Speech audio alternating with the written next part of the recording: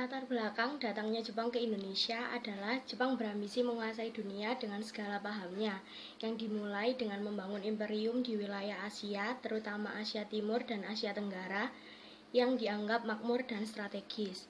Kemudian ada restorasi Meiji, paham Hakko-Ichiyo, terus Jepang menyebut dirinya sebagai saudara tua, kemudian mencari sumber bahan baku industri, dan yang terakhir adalah keberhasilan Jepang dalam bidang militer.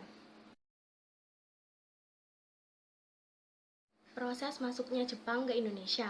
Pendudukan Jepang di Indonesia diawali dengan pendaratan Jepang yang pertama kali di Tarakan pada tanggal 11 Januari 1942. Kota-kota yang diduduki Jepang merupakan kota-kota penghasil minyak bumi. Kedatangan Jepang di Indonesia juga pernah diramalkan oleh Raja Jayabaya dan tertulis dalam kitab Jangka Jayabaya. Alasan Jepang memilih Tarakan sebagai target utama karena Pulau Tarakan kaya akan sumber minyak yang dibutuhkan untuk Jepang dalam menggerakkan mesin perang dan menghidupkan mesin industri dalam negeri Jepang. Tujuan Jepang menduduki Indonesia yang pertama yaitu menaklukkan wilayah yang kaya akan sumber daya alam yang penting seperti minyak dan karet. Yang kedua, menguasai Indonesia sebagai pasar untuk negara Jepang. Dan yang ketiga adalah memperoleh tenaga kerja untuk membantu upaya perang Jepang dalam Perang Asia Timur Raya. Organisasi bentukan Jepang di Indonesia. Upaya Jepang untuk menarik simpati bangsa Indonesia ditunjukkan dengan pembentukan organisasi untuk melancarkan propagandanya. Yang pertama adalah organisasi sosial kemasyarakatan yang terdiri atas Gerakan 3A, Putra, Masyumi, dan Jawa Hokokai. Kemudian ada organisasi semi militer yang terdiri atas Seinendan, Keibodan, Barisan Pelopor, Hizbullah, kemudian Fujinkai yang terdiri atas wanita berusia 15 tahun ke atas. Kegiatan-kegiatan yang dilakukan oleh Fujinkai antara lain adalah penyuluhan-penyuluhan tentang kesehatan di kampung-kampung, kemudian bertanam kapas, memintal benang, dan menenun.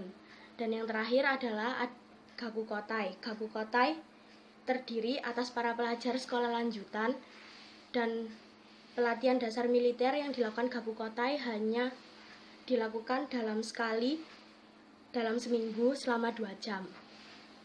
Organisasi militer yaitu Heiho.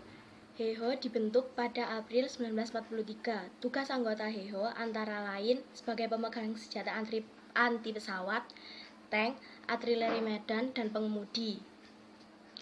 Akan tetapi tidak ada satupun anggota Heiho yang menjadi perwira. Pangkat perwira hanya ditujukan untuk prajurit Jepang. Pembela tanah air atau PETA. Pada 3 Oktober 1943 dikeluarkan sebuah aturan yang disebut Osamu Seirei nomor 44. Peraturan tersebut berisi penetapan pembentukan tentara PETA secara resmi.